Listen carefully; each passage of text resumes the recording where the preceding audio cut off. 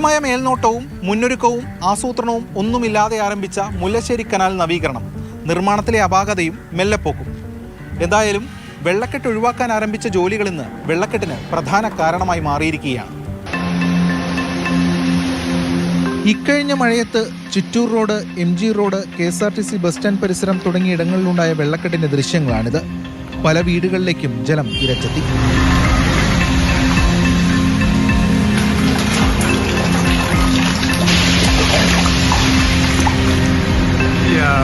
കഴിഞ്ഞ 10-50 കൊല്ലമായി ഇവിടെ താമസിക്കുന്നതാണ്. ഇന്നേ വരെ കോർപ്പറേഷനിലെ വെള്ളം ഇങ്ങോട്ട് കയറുന്ന സിറ്റുവേഷൻ ഉണ്ടായിട്ടില്ല.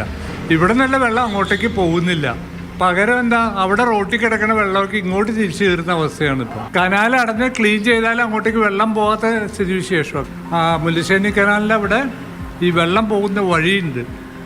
ഈ വെള്ളം എങ്ങോട്ടെങ്കിലും പോയാലേ പറ്റുള്ളൂ. ഇതൊരു സയൻറ്റിഫിക് ആയിട്ട് നോക്കാത്തതുകൊണ്ടായി, ചെയ്യാത്തതുകൊണ്ടായി കുഴപ്പമൊന്നും.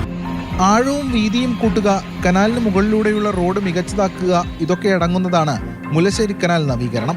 പ്രവൃത്തികൾ തുടങ്ങിയിട്ട് 5 വർഷമാകുമ്പോഴും ജോലികൾ ഇതുവരെ പൂർത്തിയായില്ല. പണികൾ നടക്കുന്നതുമൂലം കനാലിന്റെ പലയിടങ്ങളിലും ബണ്ട് തീർത്ത് അടച്ചിരിക്കുന്നതായാണ് പരാതി. വെള്ളം സുഗമമായി ഒഴുകാത്തതിനാൽ കനാലിന് പരിസരത്ത് താമസിക്കുന്നവർക്ക് മഴക്കാലത്ത് ദുരിതകാലം.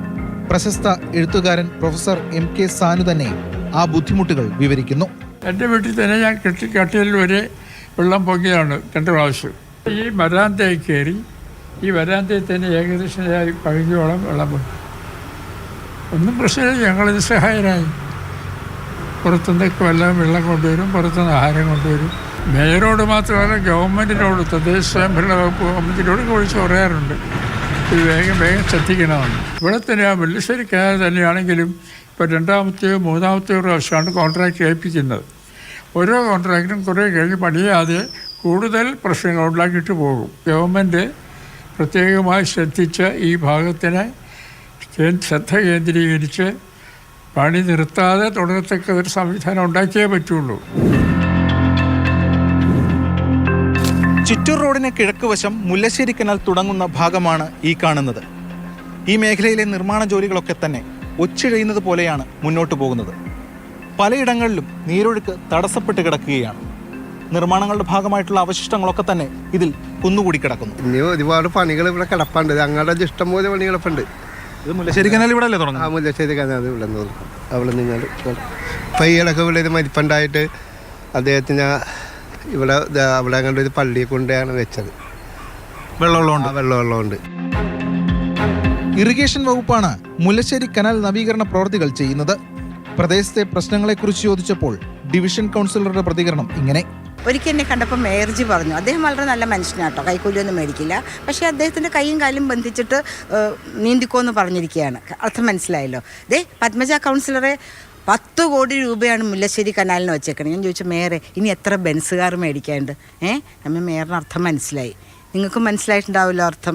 എന്തിനു വേണ്ടിയായിട്ടാണ് പണി കഴിയാത്ത കാരണം പല സ്ഥലത്തും കോൺക്രീറ്റ് ക്യൂറിംഗ് പീരീഡ് എന്നും പറഞ്ഞ് അവർ ചാക്ക് ഇട്ട് വെച്ചിട്ടുണ്ട്, തടയണ പോലെ വെച്ചിട്ടുണ്ട്. മുല്ലശ്ശേരി കനാലിന്റെ പണി എന്നത്തേക്ക് തീരുന്നു എന്തെങ്കിലും സംബന്ധിച്ച് അത് ദൈവത്തിന് നമുക്ക് പാഴൂർ പടിപ്പുരയെ പോയിട്ടൊന്ന് ഇത് വയ്ക്കാം.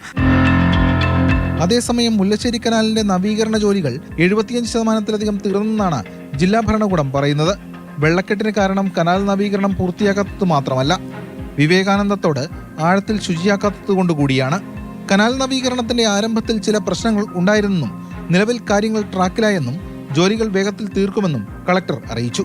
പക്ഷേ കനാൽ ജോലികൾ തീർന്നാലും വേലിയേറ്റം സ്ഥിരമായി ശക്തമാക്കുന്നതിനാൽ കായലിൽ നിന്നും തിരിച്ചു വെള്ളം കയറുന്നത് പ്രതിസന്ധിയാകുമെന്ന വാദവും ഇപ്പോൾ ബലപ്പെടുന്നുണ്ട്.